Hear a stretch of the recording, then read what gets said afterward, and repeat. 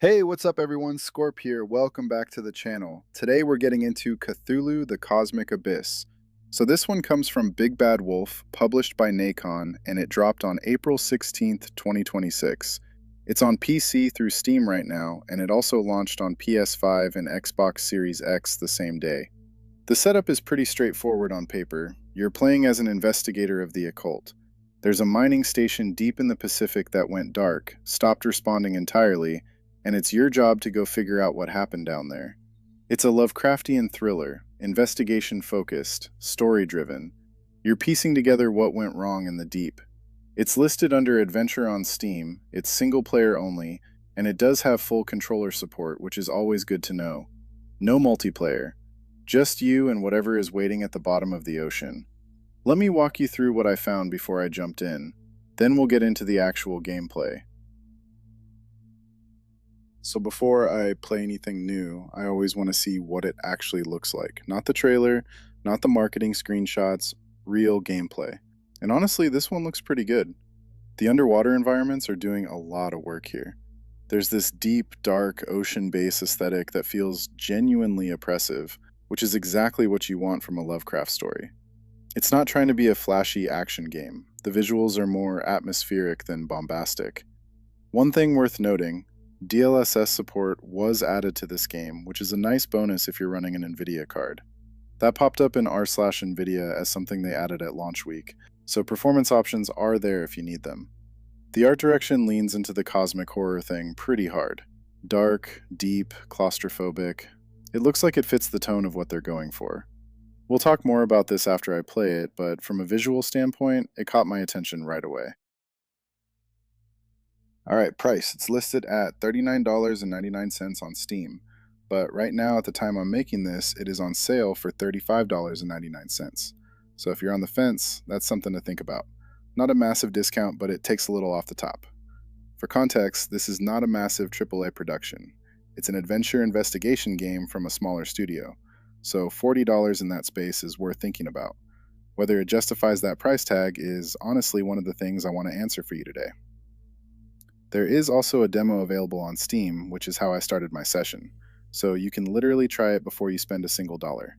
That's always the move. If you're curious, just download the demo and see how it feels. We'll get into all of that after the gameplay section.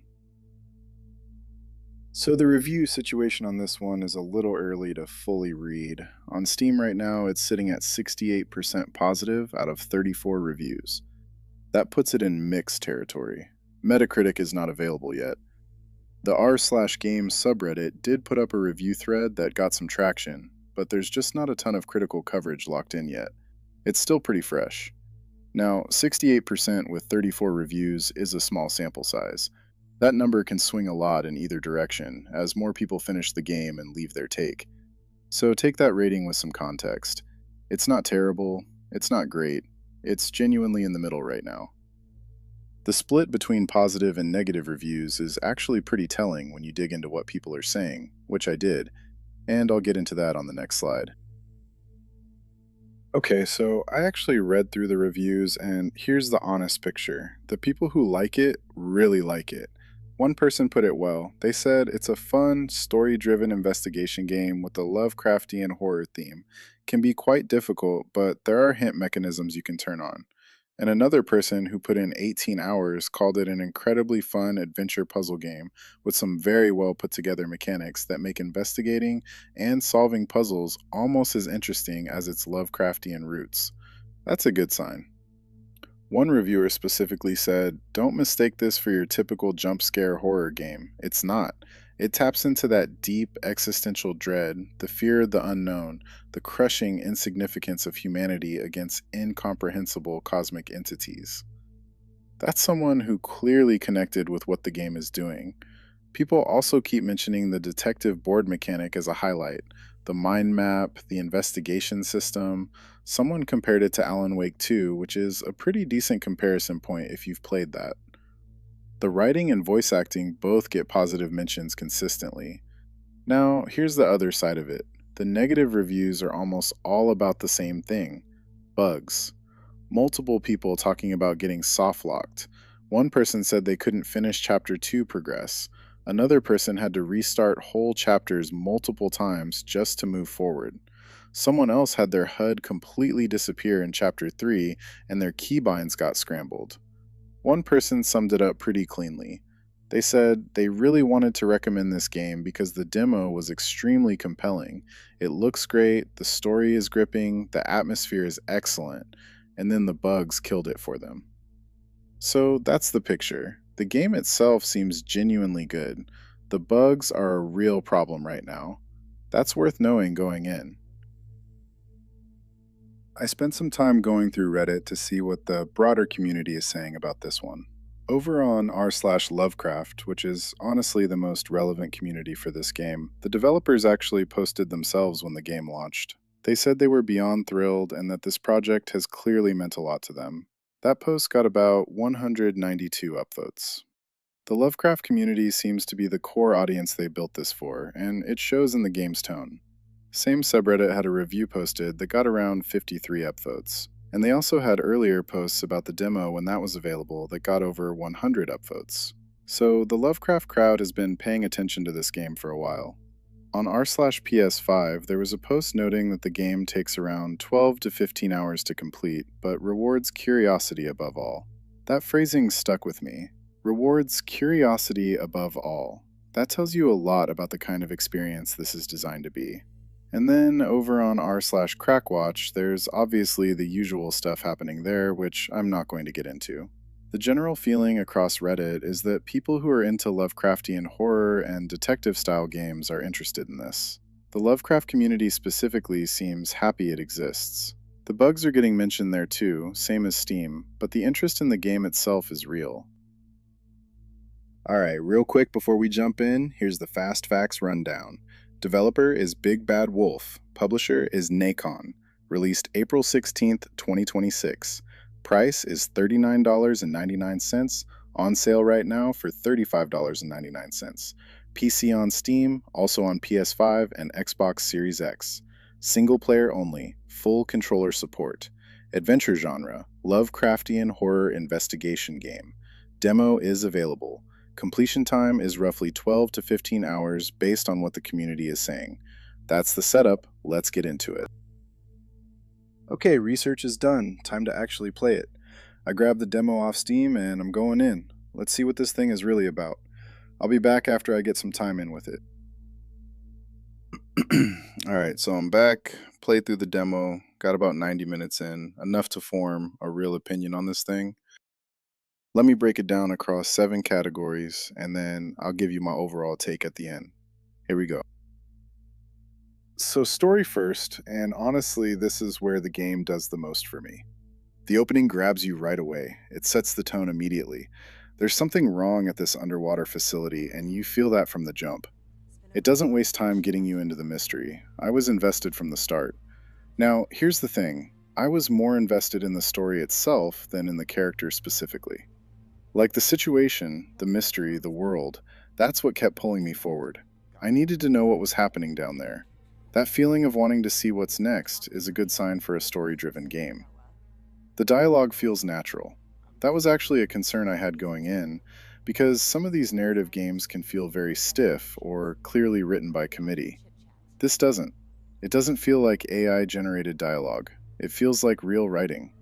The conversations feel like real interactions between people in a bad situation, and that matters a lot in this kind of game. And the world building is doing its job. I genuinely felt like I was in that place, down there in the dark. That immersive quality is hard to get right, and they're getting it right so far from what I played in the demo. Okay, so mechanics. This is where I have to be honest about something. I went in expecting combat at some point. Like, every turn I was bracing for something to come at me. It's a Lovecraftian horror game. There's a creepy underwater base. My brain kept going, okay, here it comes. And it just didn't. This is not a combat game. There's no real combat to speak of. Once I adjusted my expectations and stopped waiting for a fight that wasn't coming, the actual mechanics started to click. The investigation stuff, the detective board, the mind map system that people keep mentioning, that's the real gameplay loop here. Piecing things together, reading the environment, connecting information. Controls are smooth and easy, nothing awkward. Movement felt natural. The menu systems are intuitive, not a lot of learning curve there at all. You can pretty much just pick this up and go. Nothing mechanically surprised me in a wow, I didn't see that coming kind of way during the demo. But what's there works well, and it serves the type of game this is. Pacing is one of those things that can make or break a story-driven game, and this one handles it pretty well. The balance between exploration and dialogue feels right. It's not too heavy on either side. You're not sitting through a 10-minute cutscene and then walking for 30 seconds and then another 10-minute cutscene, and you're not running around aimlessly with nothing happening either. It moves at a decent rhythm. There were no stretches in my session where I felt like, okay, this part is dragging. Nothing made me check how much time had passed or want to put the controller down. I kept wanting to see what was next. That's genuinely the best thing you can say about pacing in a game like this. When you don't notice the pacing, it's usually because it's working. The one thing I'll say about the session is it felt short, not in a bad way. More like there's a lot to explore and 90 minutes wasn't enough to feel like I'd really dug into everything. It's not an open world game, but there's enough there that you want to slow down and look at things. I didn't feel rushed, but I also didn't feel like I had enough time to fully absorb everything the demo had to offer.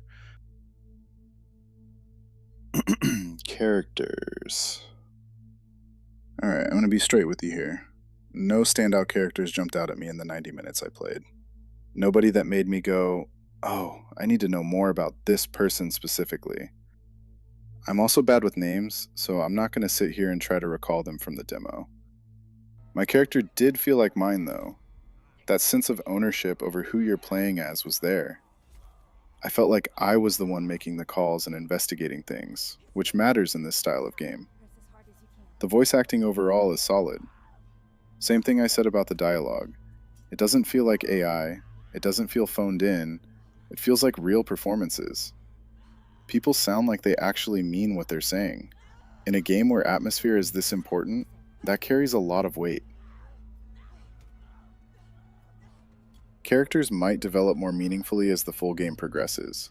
From the demo alone, I don't have enough to go deep on this one. But what's there isn't hurting the experience at all. I just played on normal, didn't change any settings, just went in default, and it felt fair the whole time. No moments where I felt like I died to something cheap or got stuck because the game wasn't communicating something it should have been.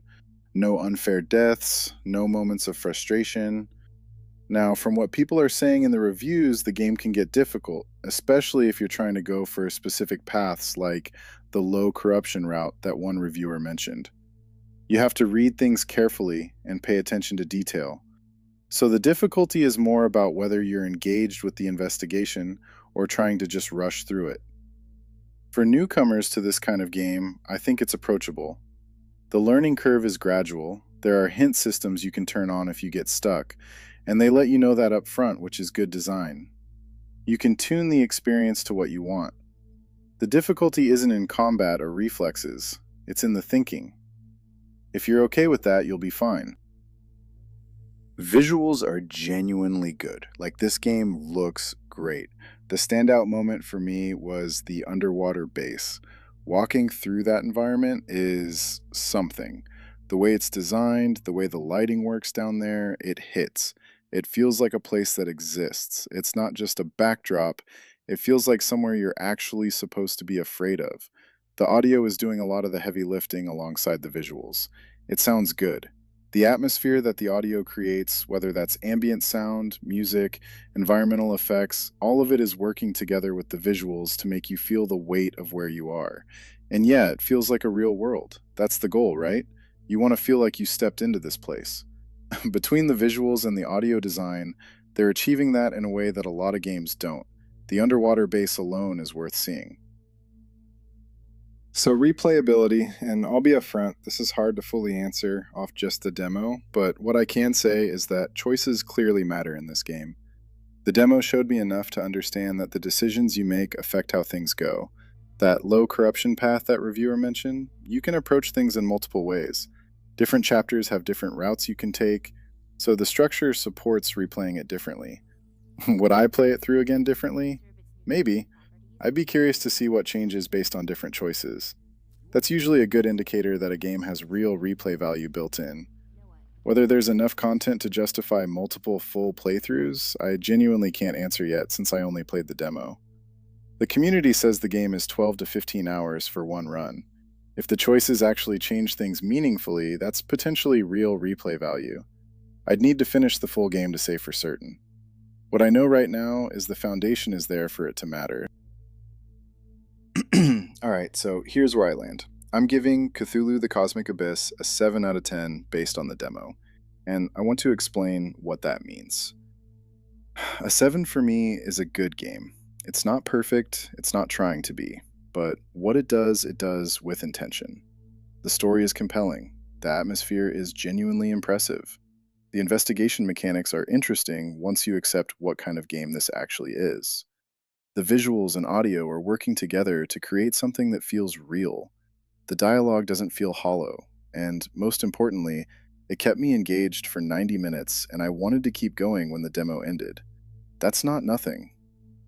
Am I going to keep playing? Absolutely. I want to see where the story goes. That's not a question for me. Is it worth the price? Here's the thing. The demo is free. It's right there on Steam. There is no reason not to try it before you decide anything. Go download it. See if the investigation-style gameplay is something you enjoy. See if the atmosphere connects with you. If it does, then you have your answer. If you're someone who wants a story-driven game with a real sense of dread and mystery, where you're not constantly fighting things, but you still feel like something could go wrong at any moment, this is worth your attention. That edge of your seat feeling without big combat is something they pull off well. And look, the full game is out right now on Steam and it's currently on sale. If the demo hooks you, that's a good time to move on it. 7 out of 10. Good game. Real bugs exist in the full version based on what I read, so go in knowing that. But the game itself? Worth experiencing. Alright, that's everything I've got on Cthulhu The Cosmic Abyss for today. If this helped you figure out whether it's worth your time, then that's exactly what I'm here for. That's the whole point of these videos. You can go check out the demo yourself and form your own opinion. I just wanted to give you an honest look at what you're walking into. If you found this useful, subscribe, leave a comment, let me know what you thought. And if you've already played this one, I want to hear what your experience was like, especially if you hit any of those bugs people are talking about in the full game. Scorp out. I'll see you in the next one.